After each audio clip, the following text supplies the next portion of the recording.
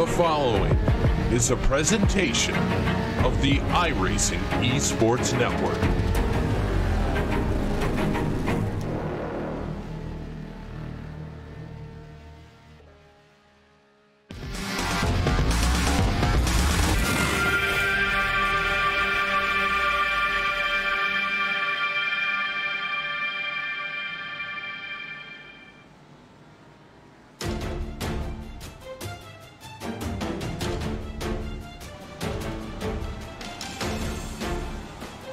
The multi-class racing action will continue here on Racebot TV and on the iRacing Esports Network just after this. It's round number 9 from Sonoma.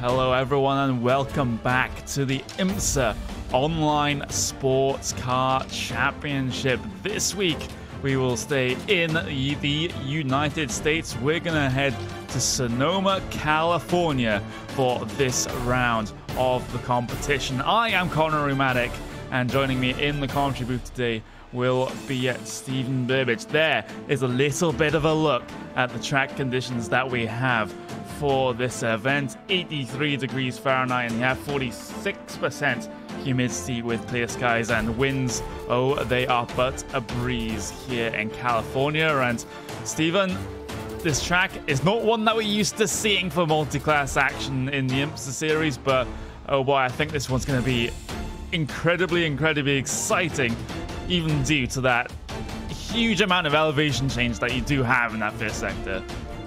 Yeah, without a doubt it's going to be exciting, and especially with trying to figure out where you're going to make your pass, especially when pit stop rotation starts happening and classes start getting mixed together.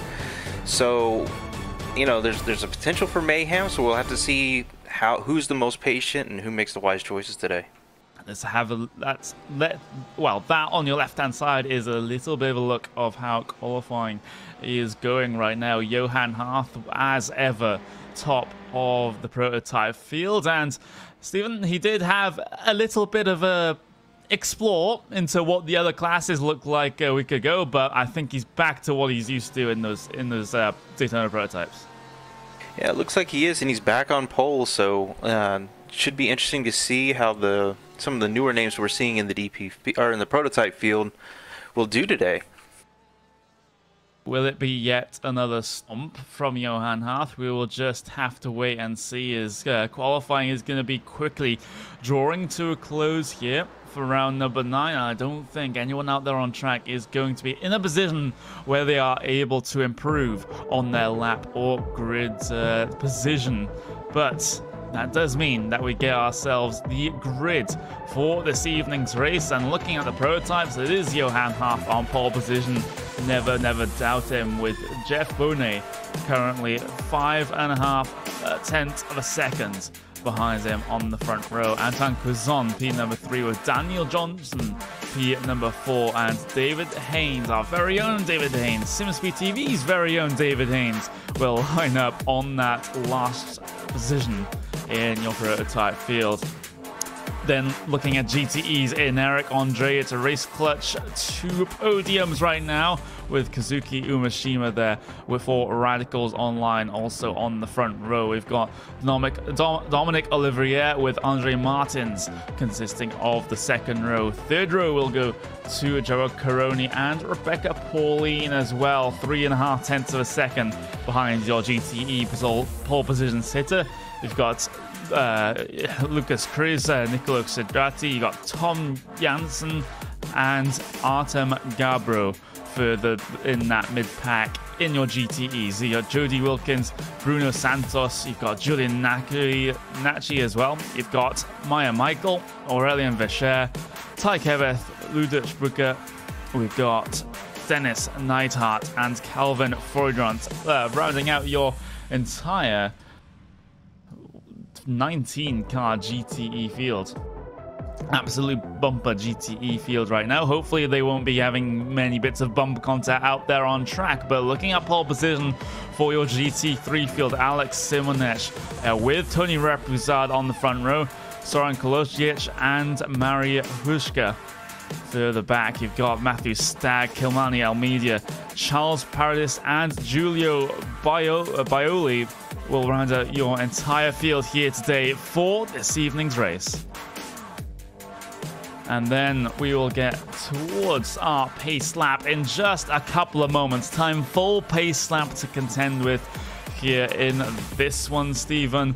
And remember the last time we had a full pace lap? Oh, I think that was at Montreal, if I'm not mistaken. And the field was pretty tight on that particular on that particular race. So could be the same here as they get themselves going.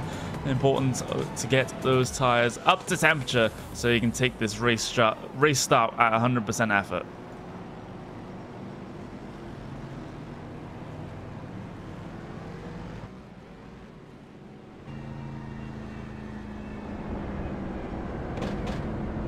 We're looking on the board right now with that pole position sitter of Johan Harth. He'll lead them around for this first paced lap, but it's just a couple of moments time before we get ourselves started here. And in this series, we've had an absolutely fantastic good couple of races so far. Whether this will be another one to add to the list of great IMSA races, that is a completely different issue. But down the hill, through the long left-hander they will go. One of the main features of this track is, of course, that huge amount of elevation change in that first sector of the lap. Doesn't mean that you have to drive the car. Well, yes, do take some, maybe perhaps more inventive lines through there. The braking zones and the acceleration zones can be a little bit more tricky than you otherwise have to contend with on an otherwise flat racing surface. Then up into this S's section, so heavily aerodynamic dependent. You can, as a prototype, just take these corners with such style, such flawlessness that perhaps the GT cars cannot with their limited aerodynamic grip. If you see a prototype car get stuck behind a GT car, that is, I think, where we're going to mainly see it, coming through that particular sector. And then down through the final couple of corners on the lap, the fast right-hander with a short stretch down to the hairpin. That's going to be one of your main overtaking zones here today. Pace car will pull off down on towards the lane, field under the control of the race clutch driver of Johan Harth. When does he decide to go? Because you've got Jeff Bonet currently ahead. He has to drop back to stop getting a penalty, but Johan Harth will go, and Johan Harth will get the jump with Anton Kazan, his teammate, as well. Race clutch 1 and 2 in prototypes as they head their way across the line to start this race. Daniel Johnson up into P number 3. Jeff Bonet losing out. He drops from P number 2 all the way down to P number 4. Then in GTEs, in Eric Andre still leading the way. Dominic Olivier has got himself up into P number 2 from P number 3 on the grid, with Kazuki Umeshima dropping back to P number 3. Andre Martins, who got further back, 4th in line as well. But we've got to look back to your GT3 field because it's Alex Simonich leading away from Repuzard, from Kolosic versus Hushka, as well as these starts have been very, very, very clean indeed for all 3 classes. And a clean start is always what you want to see, especially at a tight technical circuit like this. It really is. We have had a car up on screen for you now. That's coming through the very long downhill left-hander. We'll get the replay up on screen for you now. That's Charles Paradis. Oh, the Canadian has had himself a couple of issues on entry to that corner and got himself onto the dirt. On the entry to that corner, excuse me, and the car just had absolutely no grip as a result. Has to take the trip in towards the barriers then, but here comes the battle for P number 2 in Daytona Prototypes. Jeff Bonet on the attack right now of Antoine Kazan, but unfortunately not able to make it work coming up in towards turn number 1. And turn number 1 here at Sonoma is such a tricky braking zone because you're basically turning and braking on an uphill as well. It's a corner that has everything. I think a corner that has everything is quite a lot of the corners here, because there's the up, there's down, you're cresting while you're turning, you're diving and turning. I mean, just a lot of load on the suspension all around the circuit. Down the inside, Jeff Bonet looks a little bit of a puff of the tire locking up on that outside of the car. So Jeff Bonet does have to drop back, just has to fall in line for this turn 8, turn 8, turn 9, turn 10 S's section coming towards the end of the lap now. Jeff Bonet looking like he has the pace, closes up through the kink, looks towards the inside, battle for P number 2 in Prototypes, but the door was starting to be closed by Kuzan, and the door will actually be completely slamming Bonet's face because he's just been spun around by Kuzan. Well, no one's going to be happy from that one. That's probably an understatement there. As you see Bonet go for the move, Kuzan closing the door a little bit too forcefully, and then Kuzan trying to get the up and under to come back on the exit of the corner, but yet more contact was made. And I have to say, in both instances of contact there, Stephen, that was Kuzan's fault. Yeah, that was a little too aggressive, especially this early in the race. It just seems silly to throw away position at that point in time. Does seem to be that. If you do, if you do want to follow along with this race in your own way, then visit racespot.tv/timing. But the battle are on track right now. David Haynes, driver number 14, versus Daniel Johnson coming through the first sector. Oh, they're side by side all the way through here. We're currently watching on board with a GT car right now. We've got Kazuki Yamashima. We've got the car of Dominic Olivier as well, but there was a pass done in your Daytona Prototype field. David Haynes up in towards P number 3, so fantastic start from the Australian representing that Hugh Jazz team.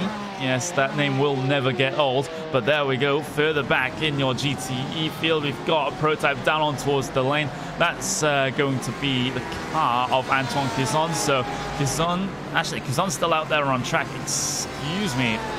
But that was Daniel Johnson, excuse me, as I am on having an issue a little bit with the replays. But Daniel Johnson on the lane, a little bit of commotion coming up in towards turn number 1, and that's David Haynes going to be pushing wide a little bit, straight back into a battle with Jeff Bonet. Oh no, David Haynes has gone for a spin. Andre Martin's involved as well.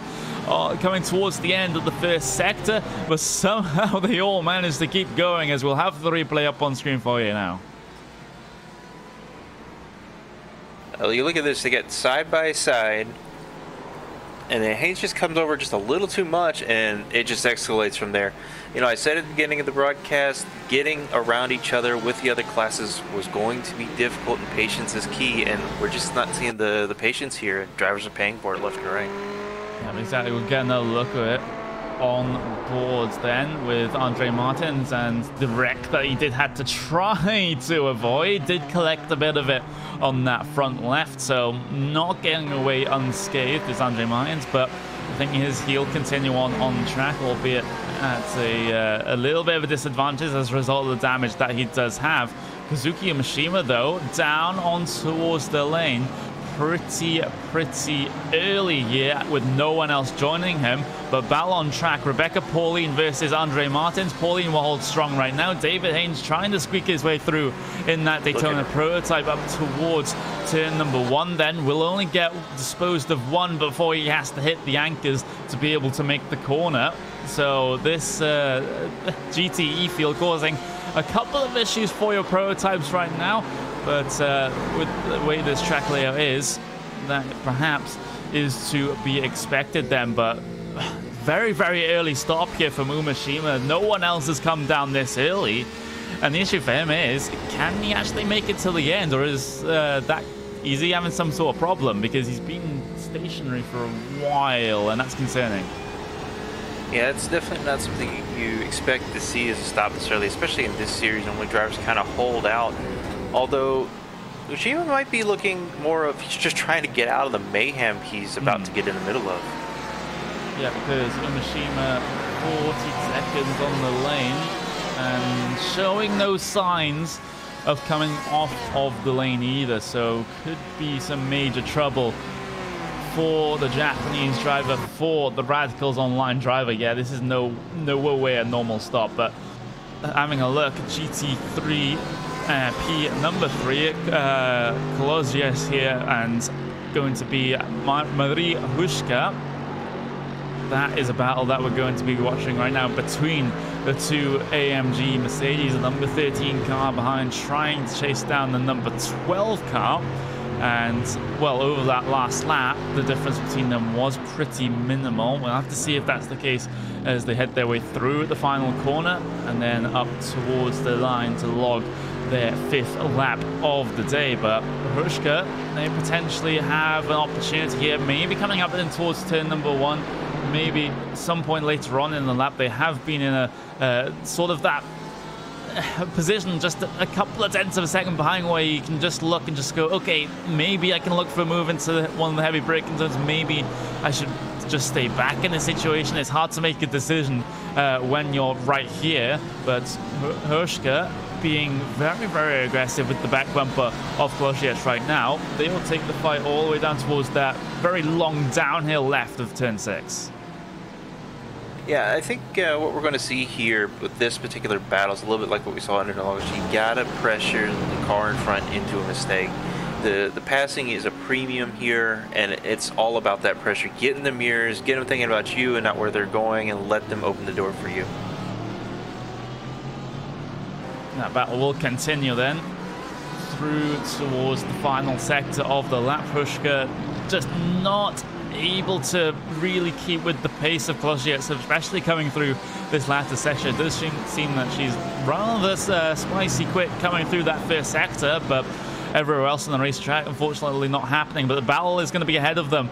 Maya Michael versus Tony Repuzard. Maya Michael went for the move, but has to push wide, didn't get that car stopped from the corner.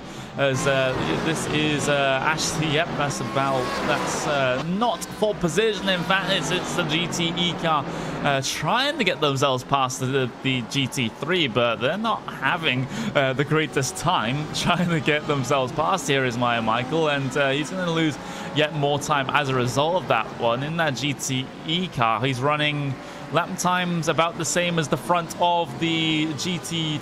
As GTE car, he's running lap times about the same as the front of the GT3 machine. So that is not the sort of pace that you want to be running by any means, Stephen. No, definitely not. We saw it, I think it was either last week or the week before. I think it was the week before with the prototype running at GTE pace. And so, I mean, it always makes things tricky because the cars do have different strengths and weaknesses regarding their setups and their power. Yeah, exactly. It's always a tricky situation when the classes are this close. There's not a lot of time between those Daytona prototypes and GTEs, and the same with the GTEs and the GT3. So you can get the situation if someone's not used to, say, a Daytona prototype and they're still trying to learn the car, then they'll be running at a pace that the very quick GTE cars are running, for example. So it can cause those situations sometimes. And with the splits the way they are, sometimes you do get the drivers, especially in the Daytona prototypes, that perhaps aren't at the standard as everyone else in the field is currently riding on board with Andre Martins, because he is looking both ahead and behind right now. He has Rebecca Pauline just a second or so down the road. He has Lucas Chris a second or so further behind him. We're going to ride on board with him as he heads his way through towards turn number 7A. You spotted something, Stephen? Yeah, I was just, we were talking about how tight everybody is this particular round, and just looking at strength of field, it seems across the classes everybody's about the same skill level, so it's an extremely tight field in terms of those measurements and those metrics. Almost a 4,000 overall strength of field. GT3s 4,100, GTEs 4,000, and we've got the Daytona Prototype sitting around 3,400. That are going to be the strength of field for this race today. The battle that is closing up right now, we've been watching it for the past while. That one's going to be it between Rebecca Pauline and Andre Martins. Martins just not well. Just the lap times are almost as close as you can get that last time by Pauline, a 126.807 versus Martins's 126.809. So only a couple of thousandths of a second separating these two drivers right now. Absolutely pretty much nothing to separate them. You could argue further behind you've got Lucas Chris that's actually dropping off the back of this one. So I don't think we'll see a three-car trio, at least in this particular battle. But right now, we've got about 32 minutes to go, and we haven't had our pit stops yet. David Haynes is always off. Ooh, David Haynes, you're completely correct. Driver number 14 having not the best of days. That was coming into the S's section. Got himself up over the curb a little bit too much. Completely upset the car, and he has to take a short trip over the dirt.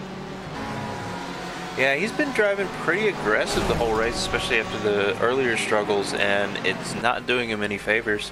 I mean, the rear of that car is pretty, it's pretty beat up as it is. Yeah, maybe a little bit of a hint of grazing the wall there for David Haynes, so that could make his particular problem even worse. He already had some damage to the rear left. He has some damage to the front clip of that Daytona Prototype as well, after having contact a little bit earlier on in this event with one of his fellow Daytona Prototype members. He also got involved with a GTE machine as well, so it hasn't been the best of days for Dave Haynes right now, but still running in a podium position in that Daytona Prototype field. I'm just very curious to see what's going on with the likes of the 31 and the 29, because those guys are pretty close right now as they head on their entry to turn number 6. This is Ludovic Brucker versus Ty Keveth here, further down in the sort of rear end of the GTE field. But we do like to give a little bit of love to these guys running at the back of the field sometimes, because their battles, sometimes you say, oh, we're always watching these battles at the front of the field because they are factually the most important battles of the race, and we usually see some of the same names at the top of those fields. But these guys at the back of the field that may only have the goal of finishing mid-pack, for example, they have their own little battles, and it's good to give them a little bit of the airtime as well sometimes. And it's always important to go where the battles are, because the battles can appear throughout, and you definitely don't want to miss it, because a mistake mid-pack can create kind of a ripple effect and affect the guys up front. Yeah, it can. David Haynes having a little cup. His issues are starting to seem a little bit more catastrophic than first appears right now, because he's running slower lap times by about the order of a second slower than the GTE field right now. So Haynes, even though the other two members, the other two members of his class that are in lower positions than him, that they are currently retired from this event. So if he brings it down on towards the lane and just gets the repairs done and gets back out there, he can pretty much say he can finish P number 3 at the end of this one. But Right now, he's not going to be able to chase down Antoine Cousin. I know with the running pace like that, with Cousin running a good 3 seconds a lap faster than Haynes right now, I think Haynes would be better served to bring that down on towards the lane, get some damage repaired, and then consolidate his position in P number 3. There's no point in running in such a damaged fashion like this, and it's almost like he's listening to me here, Stephen. Yeah. Well, just kind of as a change of story, Race Clutch is really putting on a show today. I mean, they struggled last week at Interlagos. A lot of compliments to them as far as them working with some of the other drivers and teams last week and helping out with setups. But this week, they have really just stole the show. I mean, you got an Eric Andre sitting top of the GTE with a 26-second lead, it looks like. And then, oh, sorry, 4-second lead. Yeah, well, 12-second lead in your C7 Daytona Prototypes.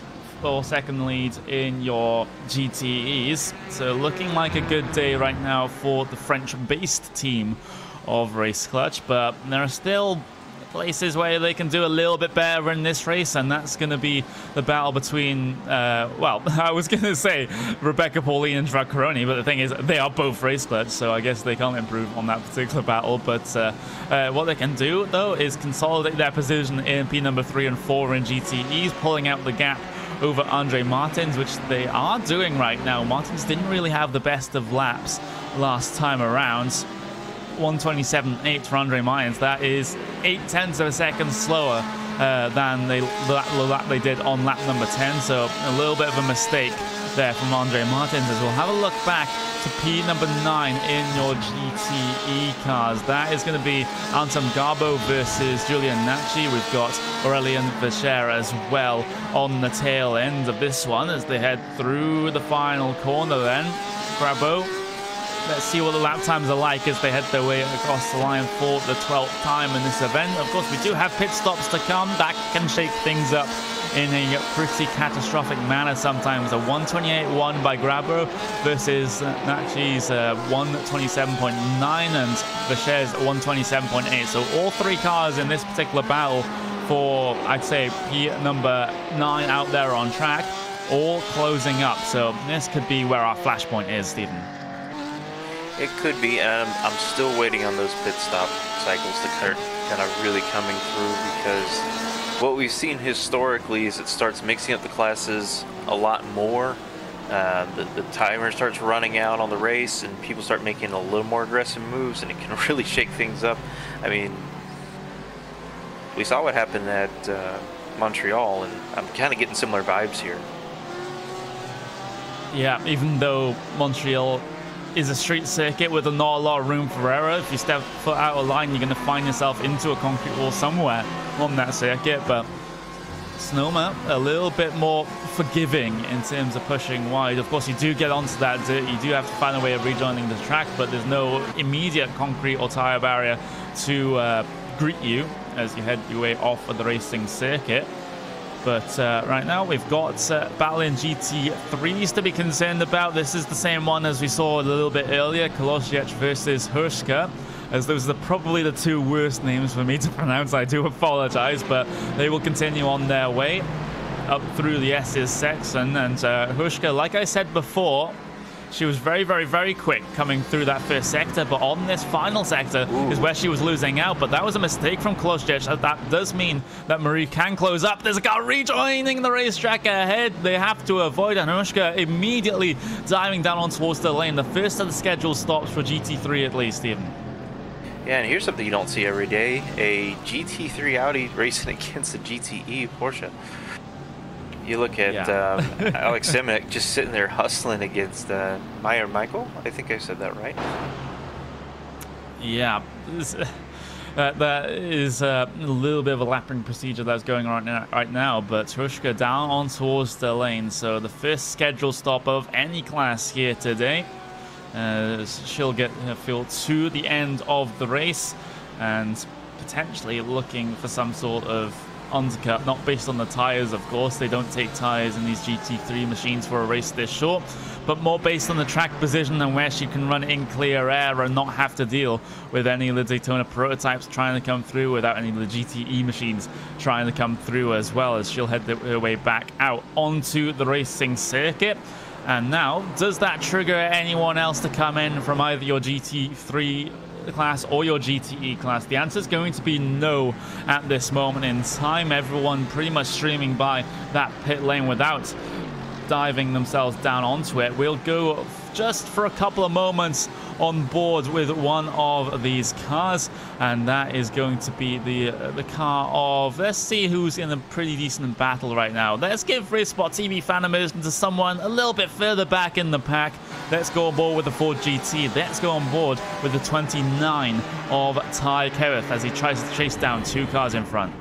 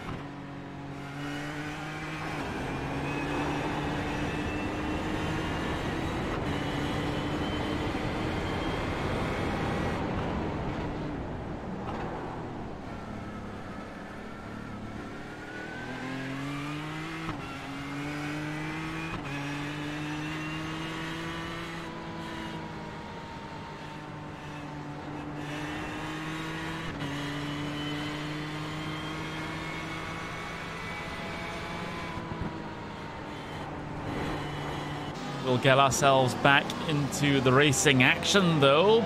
Ooh, that's Tom Jansen pointing in the wrong direction on the racing surface there in that GTE class. What has happened to get himself in that predicament? It's a little bit of a slide, a little bit of contact with the tire barriers coming through that right-hand kink right at the end of the S's, and he has had to spin that car back around here. As you can see, entry, car just slides, hits the tire barriers. That's just I don't know, that's just a single car incident coming through the kink. I don't know what else you want to say about that one as we'll head back towards the live pictures. Go on, Stephen.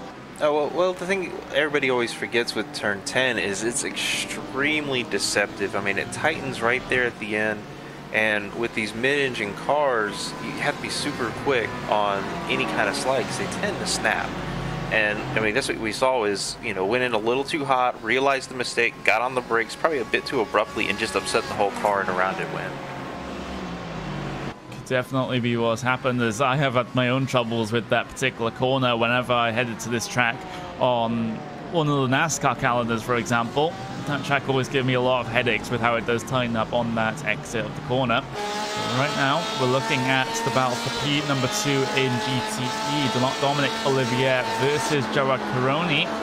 So Caroni looking to make it a 1-2 for race clutch right now, but he does have to put quite a bit of work in if he's going to try to overtake the geodesic racing car of Dominic Olivier. but he's got himself into a pretty good position to be able to do so right now. We've had a couple more visitors down on towards the lane. We've had Julian Nachi, we've had Jody Wilkins as well. We had David Haynes, of course, a good couple of laps ago.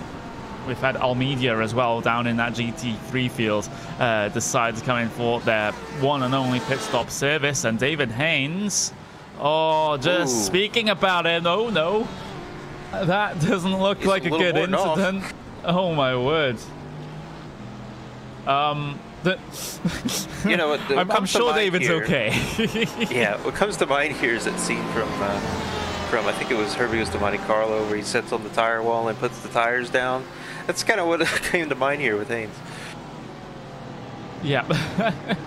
I think David just not wanting to continue on with this race any further there, I think is how we're going to call that one. He's still going to finish P number 3 as long as Daniel Johnson... actually, he won't finish P number 3. Daniel Johnson does have enough laps to be able to pass him here, as he's still stuck on that tire barrier, by the way, on the live pictures. He's trying to get it going. He's trying to get that car sort of back onto the ground.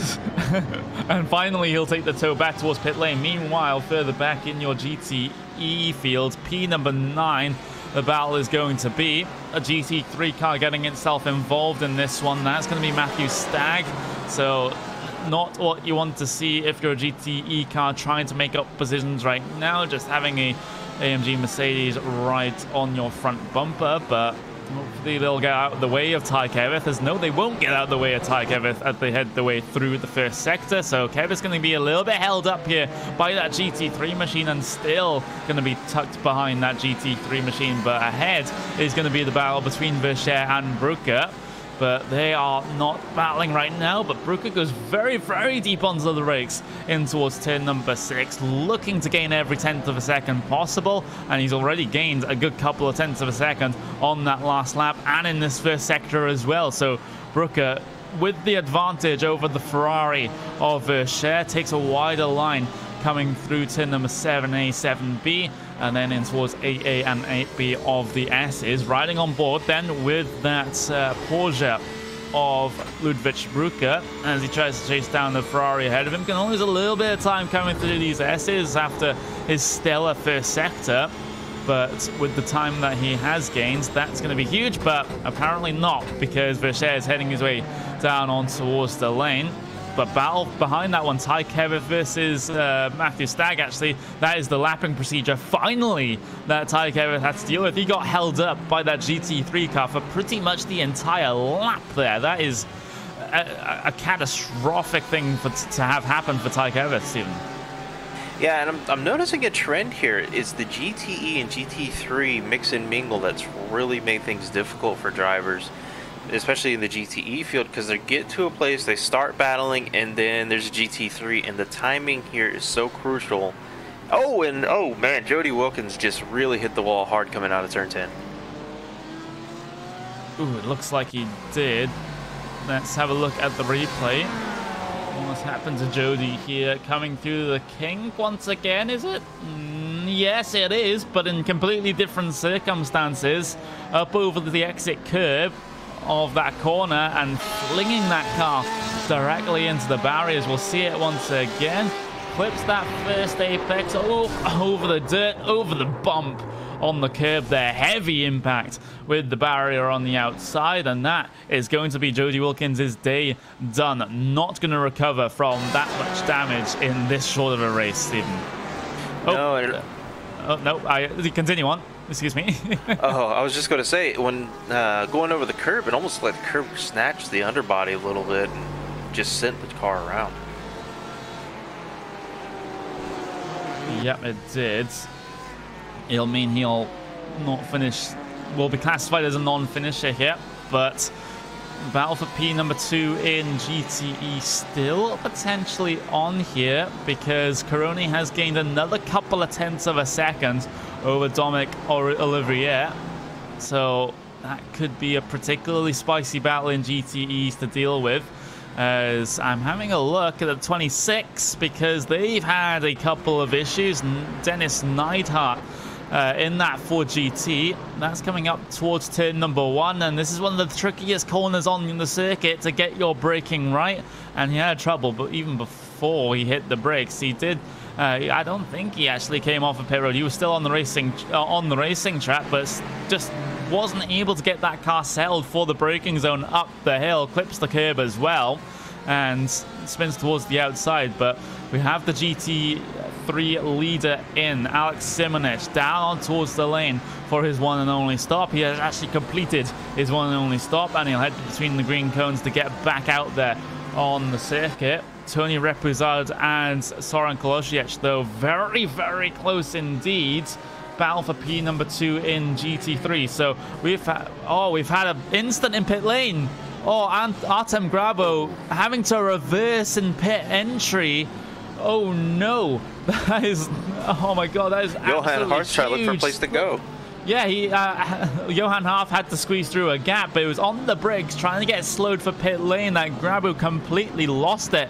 And there's no space in the pit lane because it's so narrow to get your car spun back around, so he has to wait until he gets between those yellow cones before the track widens, and he has enough space to try and right himself. That is a weird incident.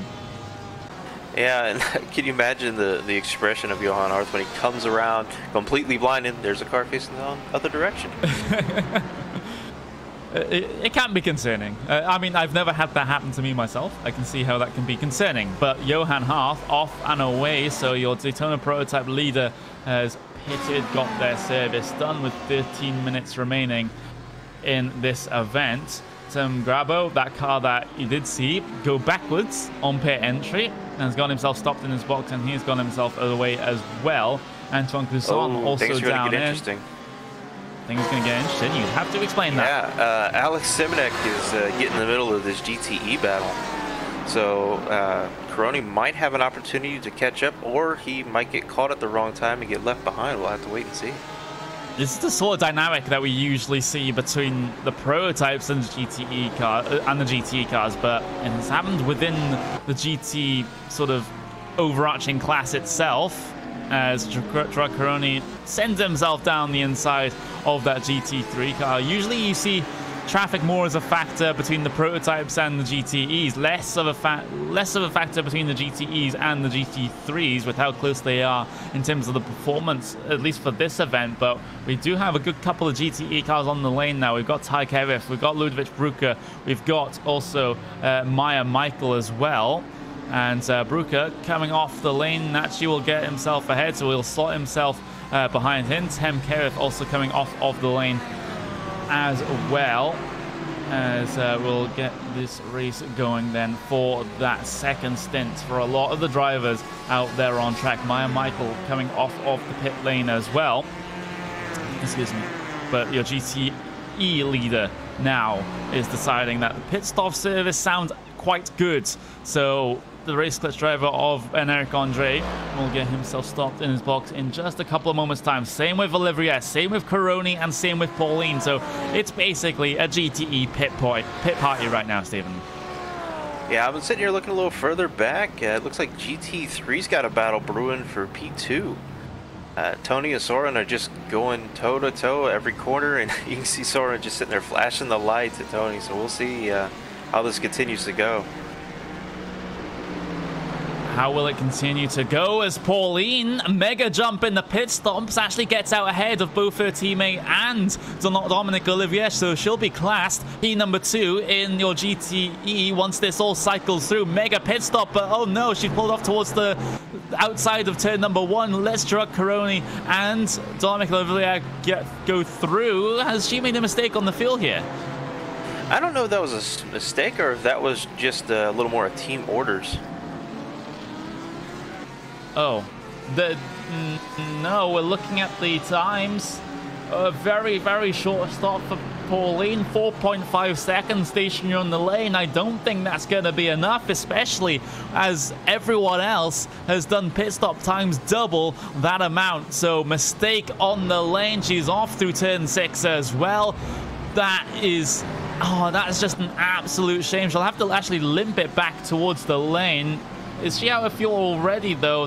No, that engine is still running. She's just trying to lift and just coast that all the way back to pit lane. But look at how much time she's lost. She has to come down again, remember? But she's already down sort of mid-pack in your GTEs without having come down.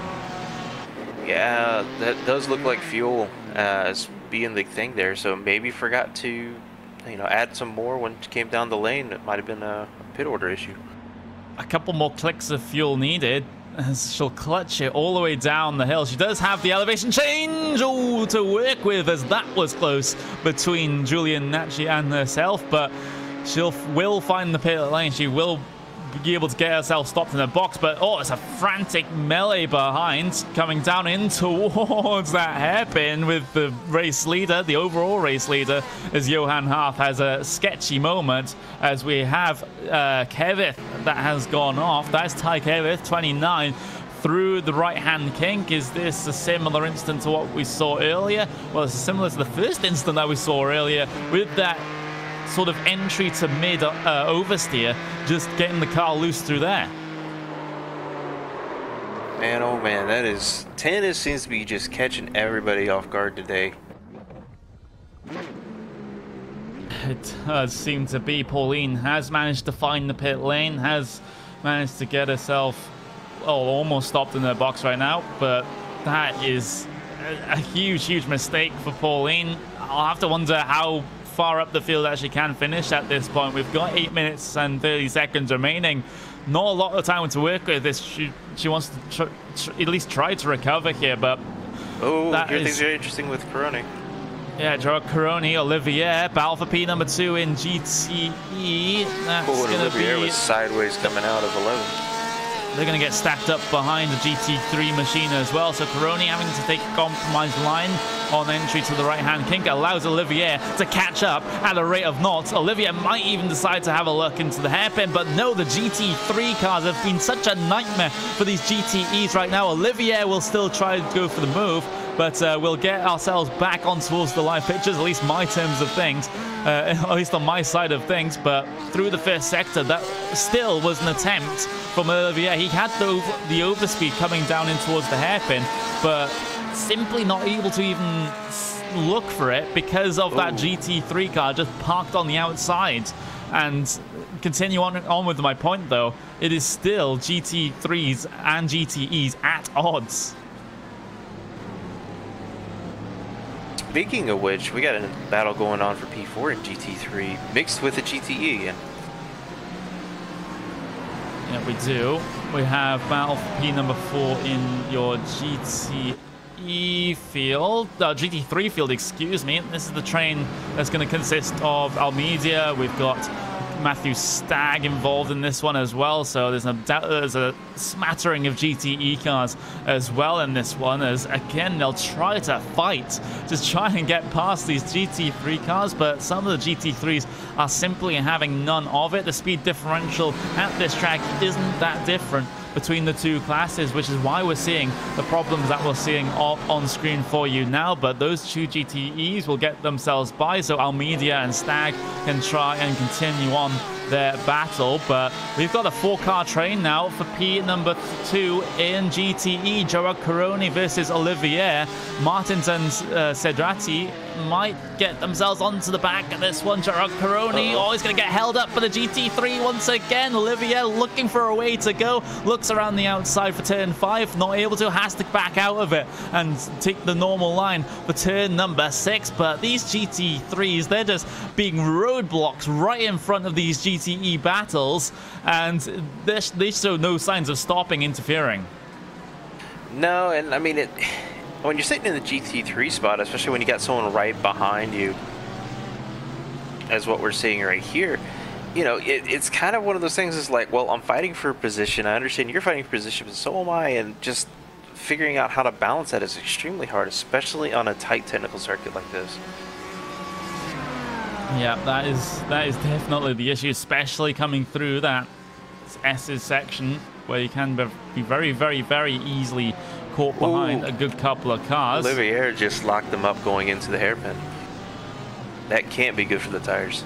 Pushing a huge amount, but Coroni his only objective right now after getting that pass done is just to get himself a gap, getting himself a comfortable buffer so he doesn't have to worry about Dominic Olivier behind. And he's doing that in quite a convincing fashion right now. So P1, P2 race clutch in GTE. They've got P1 in the prototype class as well.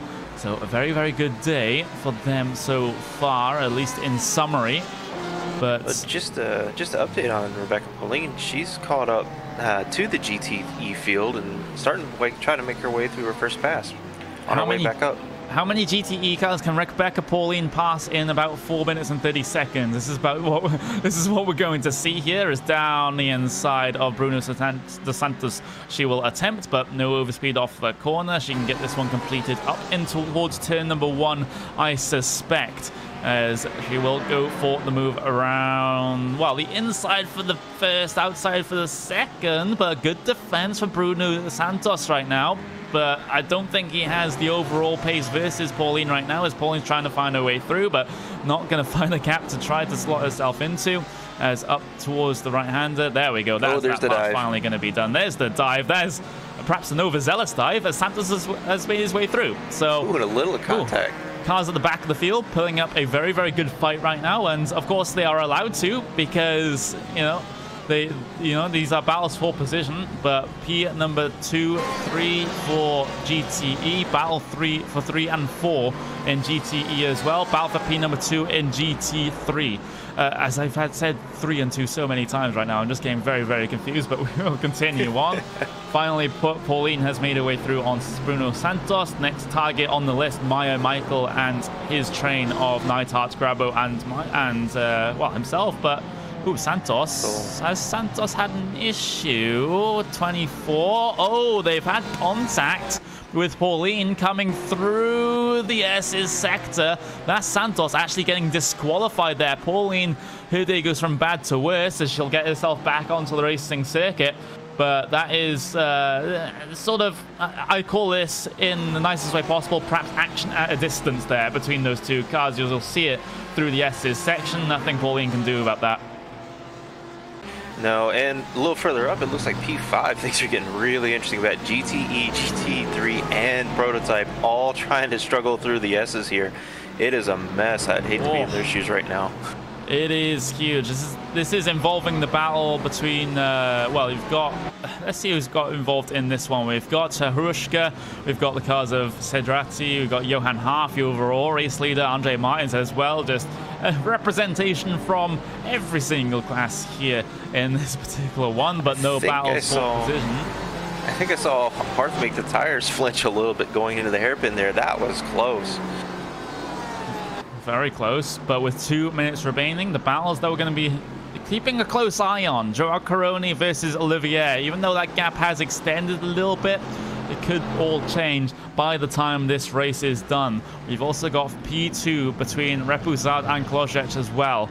That can very much change before this race is done in addition. So looking at elsewhere, we've got battle for P number 12 in GTE. That's Neidhart versus Grabo versus Maya Michael as well. So that could be an interesting one to tune into right in the dying moment of this race. They'll have 2 laps to go as they head their way across the line.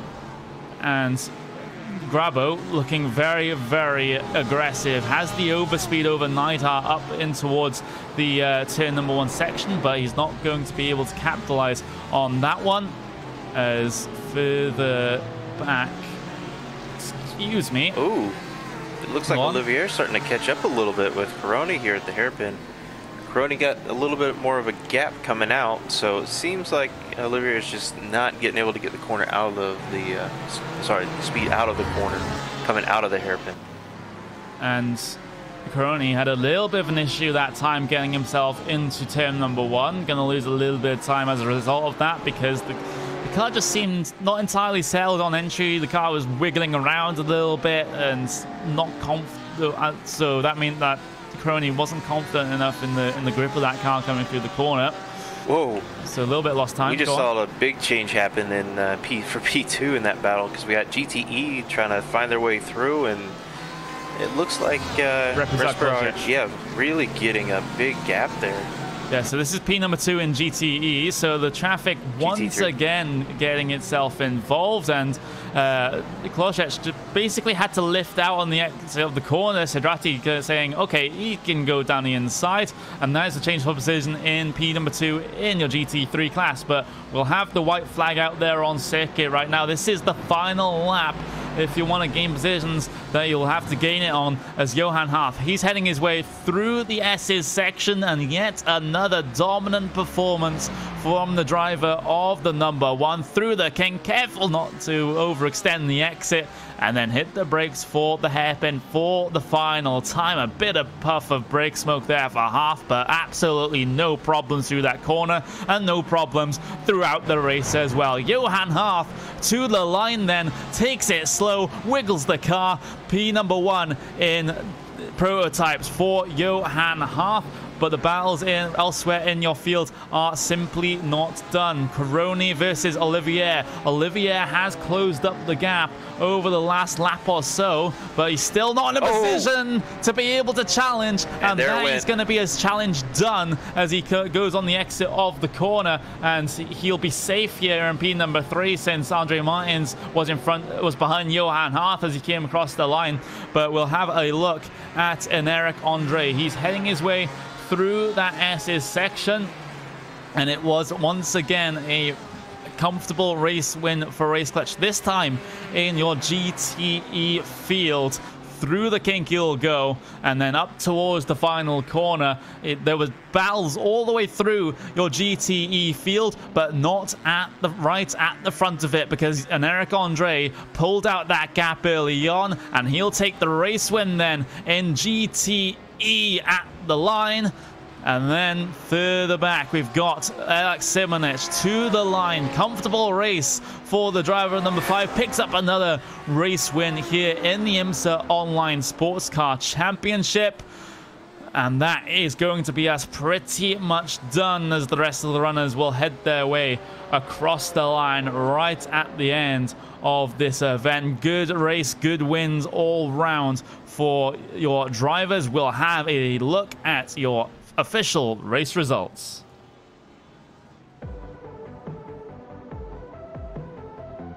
In your 5-car prototype fields, Johan Harth, like I said, once again, comfortable as ever, 36-second gap over Antoine Cousin, with Daniel Johnson rounding out those podium positions. 2 laps deficit to your race leader. David Haynes, after earlier issues, finishes P number 4, with Jeff Poney P number 5. And Eric Andre takes the race win in GTE, with Gerard Coroni, his teammate, finishing P number 2, with Dominic Olivier of Geodesic Racing finishing P number 3. Andre Martins, P number 4, with Sedrati, P number 5. Lucas Kriz, P number 6, with Nachi, P7. P number 8 will go to Brucker, P number 9, Vercher, and P number 10, your top 10, will end with Ty Keveth. Tom Janssen there, P number 11. Neidhart, P12. Grabo, P13. Michael, Pauline will bring things down to P15, with Pauline having major fuel issues at the end of that one in their pit stop. But Bruno Santos, P16. Jody Wilkins, P17. Umashima coming down early and not coming off the lane very early on in the event, P number 18, with Calvin Foydon, P19 in GTE. GT3's low look a little bit like this. Alex Simonich, P number 1 by a lap over the entire field. Reprisard there, P number 2. Kolosic, P number 3. Hirschke, P4. Stag 5. We've got Almeida 6th, Paradis 7th, and Bioli 8th as that gap for Alex Simonich. That's going to be because Johan Harth pretty much split up that field there, which is why that's represented as 1 lap behind your race leader. But before we get onto the post-race show here, we'll have a short commercial break, but join us after it to hear from your drivers. Don't go away.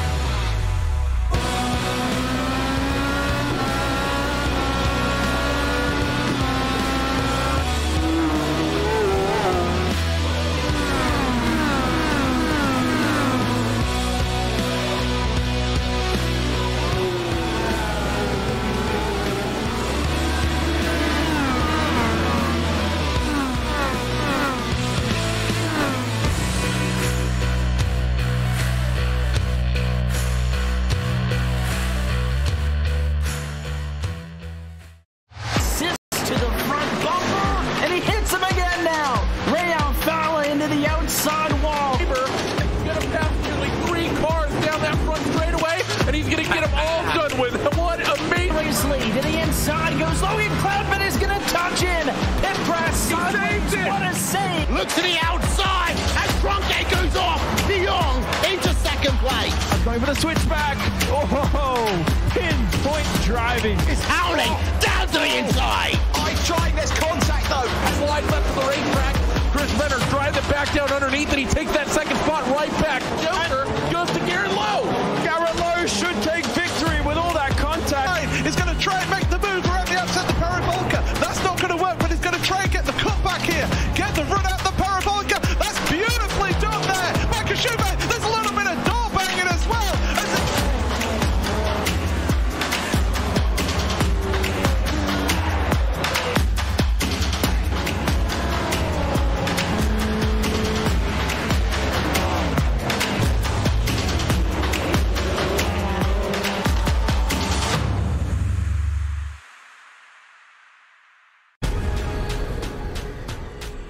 The most realistic online racing sim ever made. This is iRacing. Detailed laser scan tracks, fully dynamic real-world cars, and over 50 series to choose from. 6 online world championships offering over $100,000 in annual prizes. This is the original esport racing game. This is iRacing.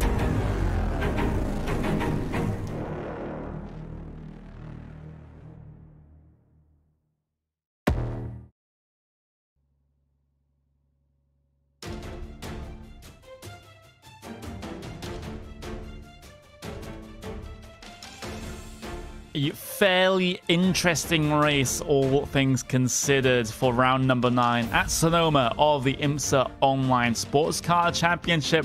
We'll be heading on to the post-race show here this week for RaceSpot TV, Friday prime time on the iRacing Esports Network. We have one driver waiting for an interview right now, and they're going to be standing by with Stephen Burbage. It is going to be your GTE race winner in Eric Andre.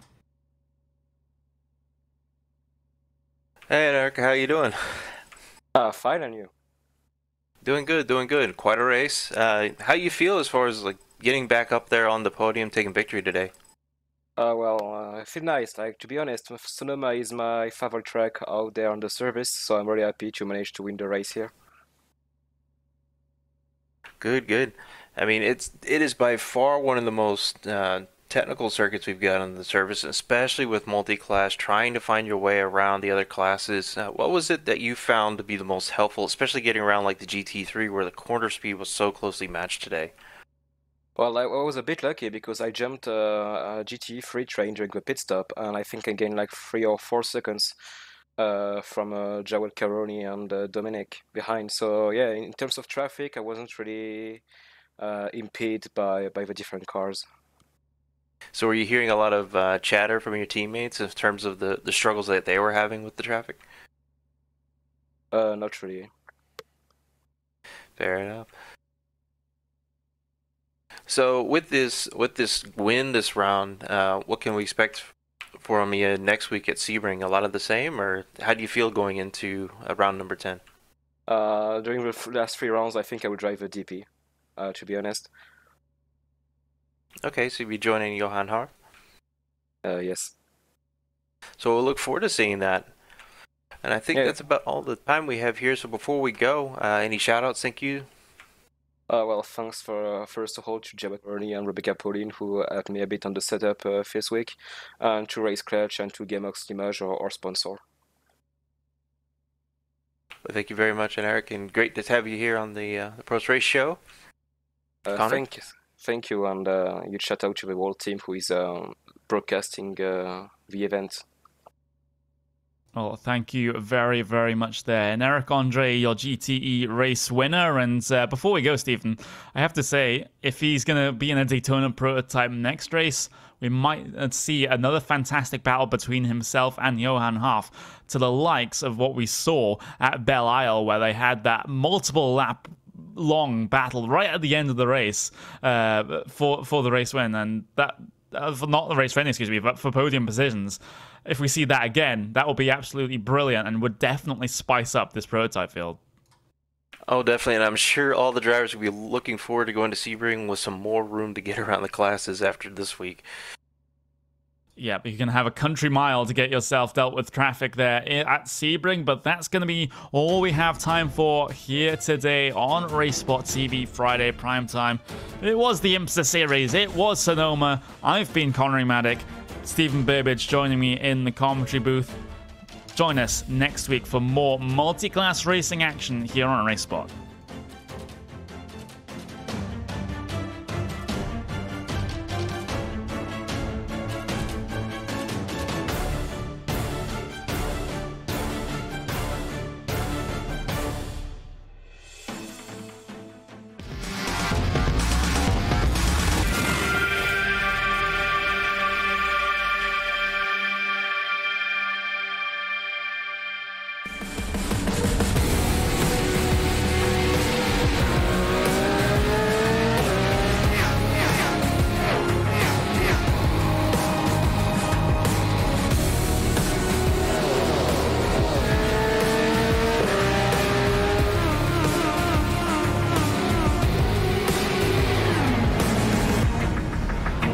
The following is a presentation of the iRacing Esports Network.